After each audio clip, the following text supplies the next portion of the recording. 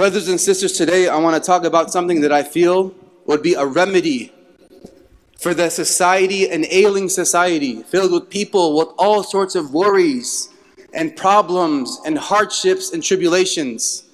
A society in which every day we have a test in front of us from our Creator, Allah subhanahu wa ta'ala, who's ready to reward us for any hardship that we go through. And alhamdulillah ala ni'mat al-Islam, I praise Allah for the blessing of Islam, that today He's gathered us here to enjoy in this blessing. And this blessing is from the beloved lips of our Prophet sallallahu alaihi wasallam. He mentions in a very amazing hadith, and I want to focus my time today pondering and reflecting upon this hadith that is really life-changing if we internalize it, if we live by it, if we take a look in the mirror, including myself, and really imbibe those characteristics, inshallah. The Prophet ﷺ, he said, عَجَبًا لِأَمْرِ الْمُؤْمِنِ إِنَّ أَمْرَهُ كُلَّهُ خَيْرٌ وَلَيْسَ ذَكَ لِأَحَدٍ إِلَّا لِلْمُؤْمِنِ. He said, wondrous is the affair of the believer. Amazing, strange, unbelievable is the affair of the believer. In every situation there's good. And this is not the case except for a believer. He didn't say Muslim, which is the things that we see externally, our praying, our fasting, our zakat, our hajj. That is the external responsibility of a Muslim. We perform our job as a Muslim. But he said a mu'min. That is believe in an unseen reality. That is having trust and that there's an afterlife. That everything good or bad, seemingly bad, ostensibly bad, we think it's bad, is actually good. And we have trust and faith in Allah, and all loving, and all wise, and all just. Allah forbids Himself from being unjust. We have to have that iman and yaqeen in Allah subhanahu wa ta'ala. So this is for a believer, not just a Muslim. And I ask Allah to make us among the believers, inshallah. إِنْ أَصَابَتْهُ سَرَّاءُ شَكَرْ فَكَانَ لَهُ خَيْرٌ. If something good happens to us, we get an A on our test, we get a promotion at work, we have a new child, we bought a new house, we took care of our mothers and fathers, then we make shukr to Allah subhanahu wa ta'ala. And how do the scholars mention what is the best form of shukr? That whatever blessing Allah gives you, you use it to please Him.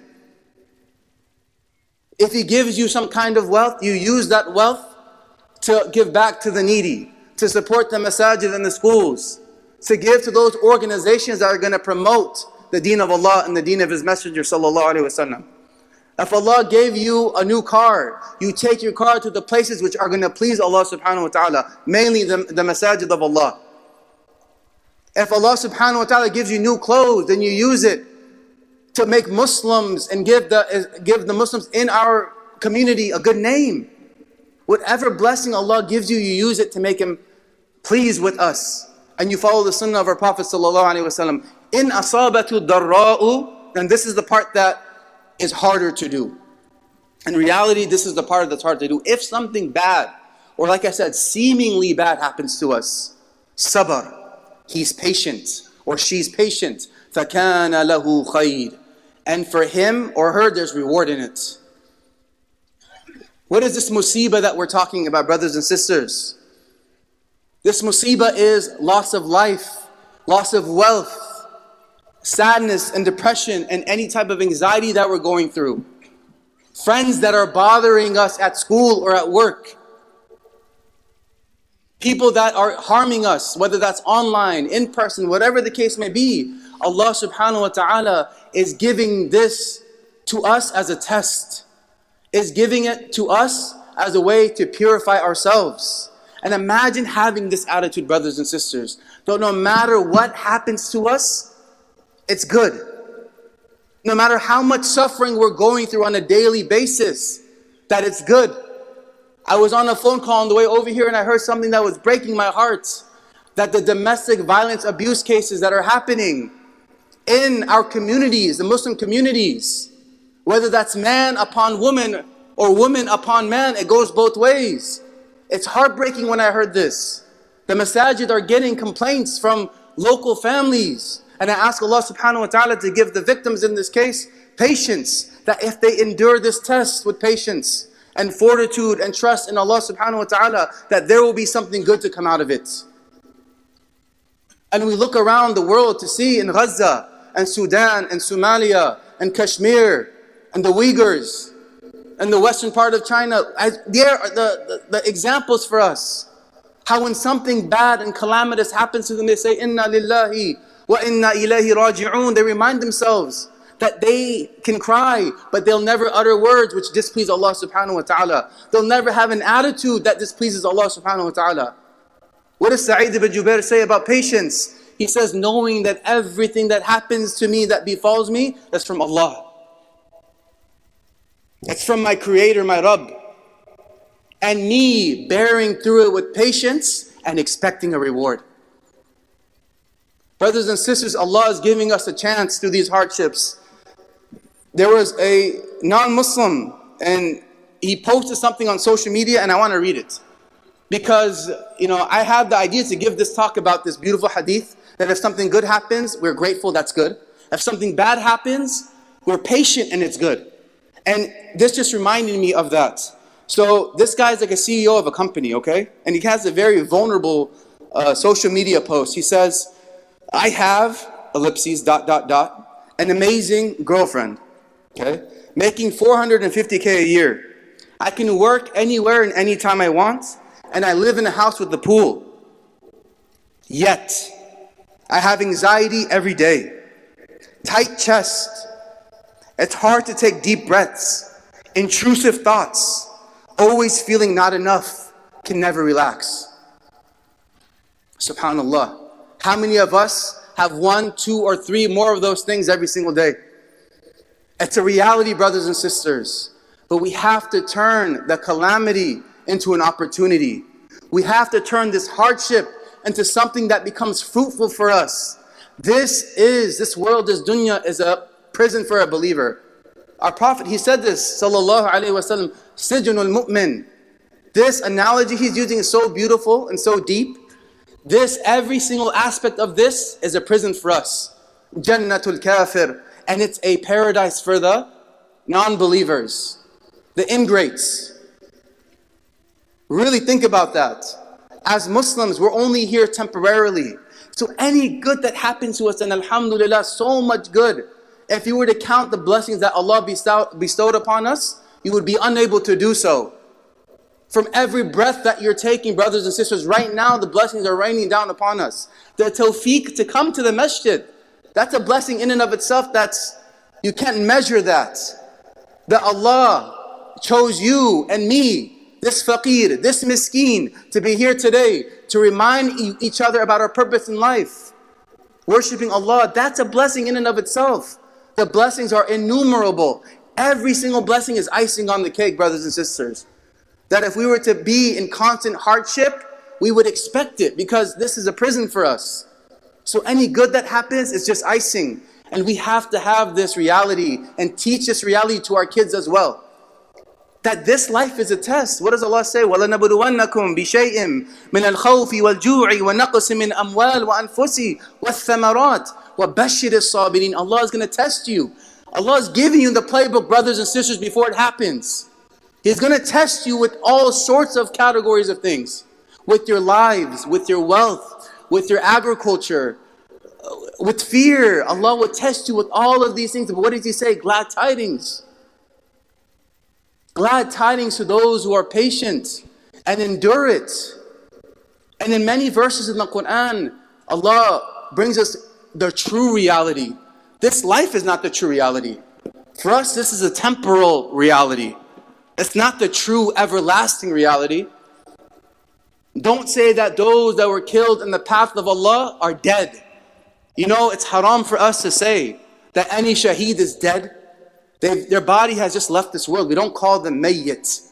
We don't say they're dead. Rather, they're alive with their Lord, and Allah is providing them fariheen. They're happy and pleased. The Prophet ﷺ, he mentioned that the shaheed, The shaheed is the only category of people that when they leave this world, they want to come back. Because they want to sacrifice themselves for the sake of Allah subhanahu wa ta'ala again. Everybody else, they don't want to come back. Amongst the believers, amongst the believers. The shaheed is the only category from amongst the believers that want to come back so they can give up their life for the sake of Allah again. How much enjoyment must they be going through right now? Brothers and sisters, anything we're enduring as a believer is never a loss. You win some and you learn some. You win some and you get rewarded some. You win some and you lose some sins. You don't lose in life. One of the most beautiful things our Prophet ﷺ taught us, and we should teach this to our kids as well, that even the prick of a thorn, Allah subhanahu wa ta'ala expiates and removes your sins. Even when you're getting made fun of at school, even when your friends are isolating you and making you eat lunch by yourself. You know, just earlier today, I took my kids a quick little park session. And my older daughter, she sat on a little shaded bench area in the playground area. And my younger daughter said, Baba, I really want to go sit on that chair. She would have never said anything if my older daughter hadn't been there. So I said, listen, this is your chance. Allah is testing you. We have to talk to our kids this way. We don't just tell them, be quiet, it's nothing, it's not a big deal. This is an opportunity to instill with them the values that Rasulullah ﷺ taught us. You look at your daughter, you look at your son, oh my son, oh my daughter, this is your chance to prove to Allah that you're worthy of His Jannah. This is your chance to prove to Allah. For boys, they love challenges. I'm a teacher. Boys, they love challenges. Girls too, but boys have this special, they want to make sure they overcome this challenge, this test. Allah's testing you right now. Let's see if you pass. For the girls, they love to please others. Can you please Allah, sweetie? Do you want to be in Allah's good graces? Let's see if you can overcome this. And if you do, Allah will give you something better than this. So even the small minutia and the little things that our kids suffer through, we have to instill with them in those moments, those learning opportunities. That in asabatu darra'u, if something bad happens to you, sabr, be patient. He's patient, she's patient. فَكَانَ لَهُ خَيْرٌ. There's going to be goodness in it for you. We just have to open up our minds and reality to the situation. And I want to mention a story before we end the khutbah today. That one day, the Prophet ﷺ, in a weird time of the day, the scholars mention most likely during the time of extreme heat, where most of the Arab were taking naps at this time, closing their shops. He came outside and he found, to his surprise, Abu Bakr radiallahu anhu, one of his best friends, and Umar radiallahu anhu, another one of his best friends, sitting in the masjid. He was shocked. He went up to them. He said, what are you guys doing here? They said, Al-Ju' ya Rasulullah. Ju', hunger has brought us out. The Prophet said, me too. Let's get up and do something about this. So instead of complaining and crying out and lashing out and saying words that displease Allah subhanahu wa ta'ala, they're being patient and enduring. And the Prophet, look at his beautiful advice, said, let's get up and do something about it. So they knocked on the door of an Ansari home, and the wife opened the door. And to her surprise, it's, Ya Rasulullah, Abu Bakr and Umar, imagine who you have in front of you, the head of state, the president, the king, the prime minister, they're all there in front of your door. Can you imagine that scene? She says, come in, what can I do for you? She says, my husband's not here, but he'll be here in a moment. So the husband at home, he's shocked. Ya Rasulullah, what can I do for you? May I be sacrificed for you? May my parents be sacrificed for you? What can we do? He said, we're here, we're hungry. Can you please offer us something to eat? They say that the Prophet ﷺ would go 2 months at a time. 2 moons would pass by and he would just be surviving on aswadan, the 2 black things, dates and water. There would be no fire for cooking at his house for 2 months. And this is a man that could have anything he wants at any time, had he had that mentality. But look at the sabr of our Prophet ﷺ. So the Ansari man, the Sahabi radiallahu anhu, said, of course, here's some milk, here's some dates, I'm going to go slaughter a sheep for you right now. So he went, they're eating dates, and they're enjoying the milk. And soon the lamb and the sheep come out, and they're finally eating for the first time in such a long time. And they're enduring it with patience. And now is when the shukr comes in. It falls upon the Prophet ﷺ to remind his 2 companions, Sahibain, the purpose of this gathering. He says to them, O Umar or Abu Bakr, لَتُسْأَلُنَّ يَوْمَ إِذٍ عَنِ النَّعِيمِ. You will be asked about this blessing on the Day of Judgment. And Abu Bakr and Umar begin to cry thinking about it. That even that blessing that was deprived of them for so long, that at this moment they're going to be asked about every single little thing. And their hearts were grateful. So brothers and sisters, those who came late, just as a reminder that if something good happens to us, we make shukr to Allah. And Allah will increase us in that thing. And if something bad befalls us, it's not really bad if you endure it with patience. If you say, Hasbi Allah wa ni'mal wakeel, Alhamdulillah, ala kulli hal, I praise Allah in every situation. And for that there's going to be goodness. أقول قولي هذا واستغفر الله لي ولكم ولسائر المسلمين فاستغفروه إنه هو الغفور الرحيم.